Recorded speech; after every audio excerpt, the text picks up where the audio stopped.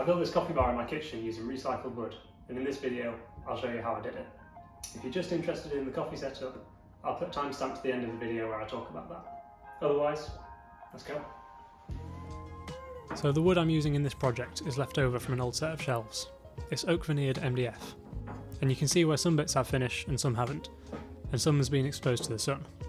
I'm going to have to deal with that colour variation. But first things first is getting everything cut down to size. So I'll start off measuring my panels. I've got to work around the holes where things were screwed together before, but I don't have an exact design in mind. I'm kind of just making things up as I go. The ideal height for a worktop is 90 centimetres, so that's the main measurement that I'm working off to begin with. That, and it's got to fit behind the door, which is just over my left shoulder. So chopping these down was nice and easy. Making sure to stick to my pencil lines, my Makita circular saw rips through this MDF with no problems. And I trimmed down the width, mostly just to get rid of those screw holes. I had this thick piece that was originally the top of the bookcase, so I decided, rather than take it apart and effectively rebuild the same thing, to just use it as it was. That became my worktop. As you can see, I'm lining it up with the legs, but I'm struggling to get them level. So I clamped this piece of wood onto the worktop, and I got everything nice and flat so I could screw them together. I made sure to pre-drill all the holes because the MDF will split quite easily if I put screws straight into it. On the left hand side, I'm going to try and fit the worktop to the shape of the wall, so I don't want the leg to come all the way up to the top of the worktop, I want it to sit underneath, so I need to trim down the leg for the left side. And with that leg propped up against the wall, I bring in the top with the other leg still attached, just about managing to get past the door. And I place that down just to double check that it feels like a good height and everything's going to work actually in place. I need to do some careful measuring and a bit of maths to work out exactly how to cut this around the shape of the wall. I take it one measurement at a time and double check everything, because I don't want to have to stick any bits back on or end up with a worktop smaller than what I've got now. Fitting this corner is a nice detail that elevates the coffee bar from a unit you might buy at IKEA to a quality piece of built-in furniture. Because of the shape of the circular saw, I had to come in with a jigsaw afterwards just to get those corners and finish off the cut.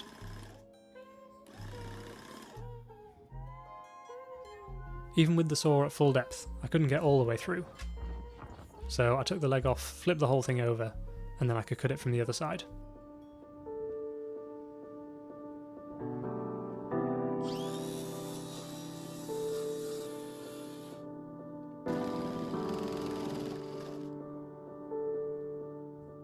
With that done, I brought it back inside so we could check the fit. But the issue now was that the legs were up to the skirting board, which was stopping it from pushing up against the wall. So I scribed the legs to both the skirting board and the wall, and then trimmed them down. This let the unit sit right up to the wall, and you can see we have a nice fit all the way into the corners. The cutout left a big void in the top, so I needed to fill that in, just using some spare bits of blocking. This will stop any flex in the worktop at that point. To attach the leg to the top on the left side, I'll just use a little L bracket. The weight of the top is already doing most of the work, so this is just to make sure nothing slips. And again, there's one that went into the wall just to stop any movement in the other direction. As you can see, it's pretty sturdy, feeling nice and strong, so I'm happy with that. Those exposed screws are not very pretty though, so I'll recess the holes to add plugs to later that would cover them up. I'll sand all the panels, making sure not to go through the veneer, but taking off any old surface finish, and getting them ready for varnish. I'll save you watching me sand though, and jump straight to applying the new finish, which is just a clear varnish. That just rubs on, bringing out the golden colour of the oak. Okay, to add a bit more storage to this corner, I decided to add a floating shelf. This comes with all the hardware that I needed, so I just marked the height on the wall. I used the shelf with the hardware still in it, just to mark up where those holes needed to be. I use this plastic bag to catch the dust as I drill. I find this helps keep the mess down so there's less cleaning up to do after. I'll knock in the wall plugs and then screw the shelf supports in.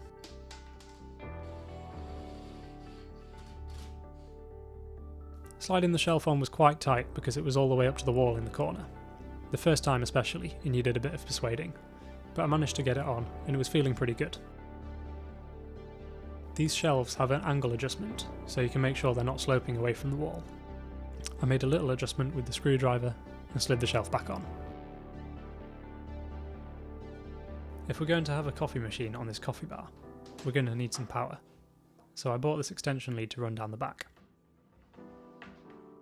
There's a little groove in the skirting board that I should be able to hide the wire in, except I'd forgotten this when I cut the leg, so as you can see there's a bit of wood that I'm going to have to remove. This was very easy though, just with a handsaw, and that made space for the cable. The power strip has holes in the back for screws to sit into, so I screwed a couple into the underside of the worktop, making sure they were lined up nicely, and then the extension cord could sit up and out of the way.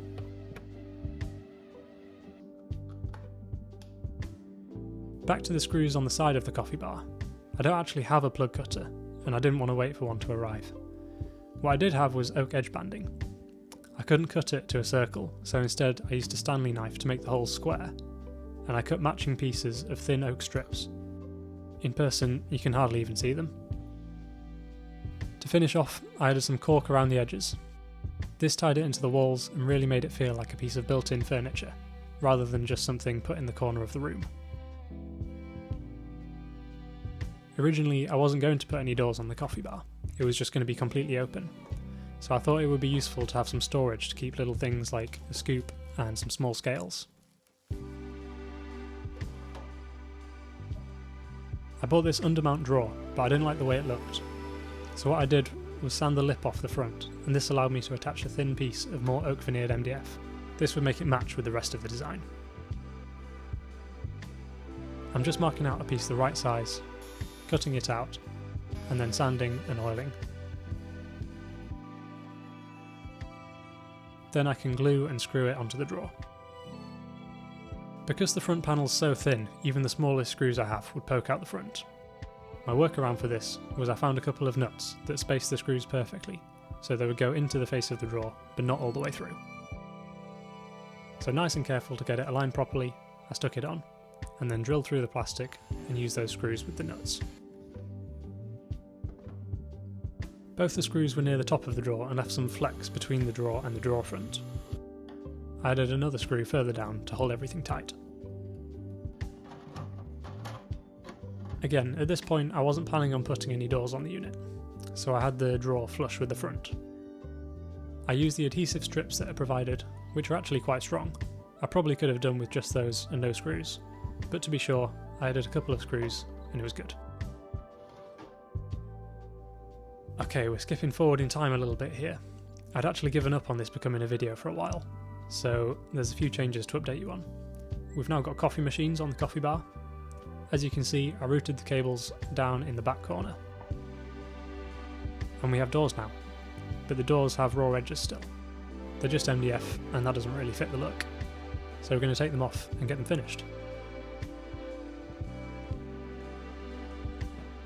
First we need to deal with the edges.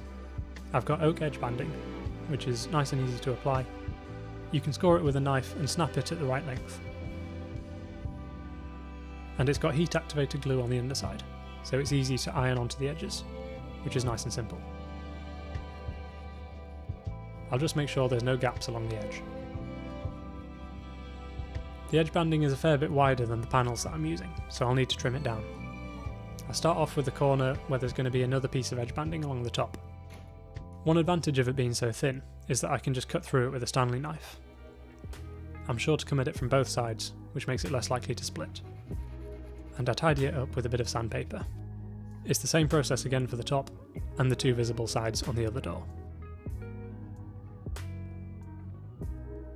Trimming the width is nice and easy, you just have to pay attention to the grain of the wood, because the knife will want to follow it, and you can easily split off a bit you don't want to.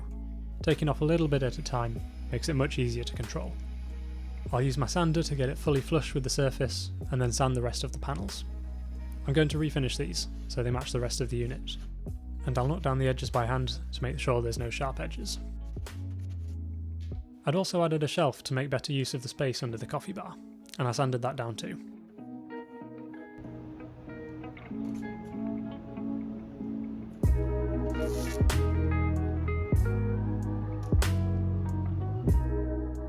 We're back using the same clear varnish so everything matches, and it's quite satisfying to see the colour change in these panels. They go from a kind of grey whitish oak to a lovely golden colour, and you really notice it here in the sun. I'm just rubbing it in, making sure it's worked nice and quick so I don't get any lines where a bit of finish starts to dry before the area around it can be covered.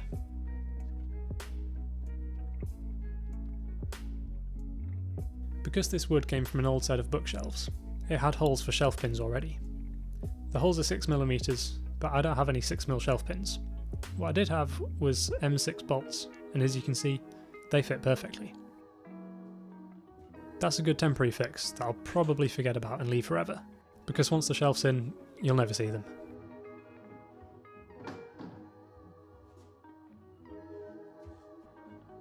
After the varnish on the doors had dried, it was time to get them reattached. So I put the handles back on, along with these little metal bits in the corners. They connect to a magnetic stopper at the top of the unit to keep the doors closed. And finally the hinges. I connected the right door, and then the left. The drawer had actually been taken off when I originally put the doors on, because it was in the way. So making sure that it was sat behind the doors now, I did it back on. Without the adhesive strips that were holding it before, it was a little bit flimsy at the front, so I took the drawer out and added 2 more screws, and then it was nice and strong. Ready to store little bits and pieces for making coffees. And that's the build portion of the video over. I did a little bit of tidying up, and we're finished. I'm no coffee expert, but here's a little bit about the setup that I'm using this bar for. So I'm not a massive coffee drinker, I've only been getting into it recently. But we've got 2 machines here. This one belongs to my housemate Jack. It's the Sage Bambino. It's got espresso and it's got the steam one for doing your milk. This one is mine, it's the X-Bloom. This was actually a gift from my brother who is really into his coffee. And this is a all-in-one pour-over machine. So it's got a grinder, kettle and scales all built in. So you just tip your beans in, one button, and away you go. It's amazing. And the beans that I'm using at the moment are these light roast from Tommy's Coffee. Tommy's is a coffee shop that was set up in my local church quite recently, and I really like these beans, nice and light with a bit of a fruity flavour to them. Hopefully that was useful or interesting. I'm going to turn the music up and you can see the coffee bar in use.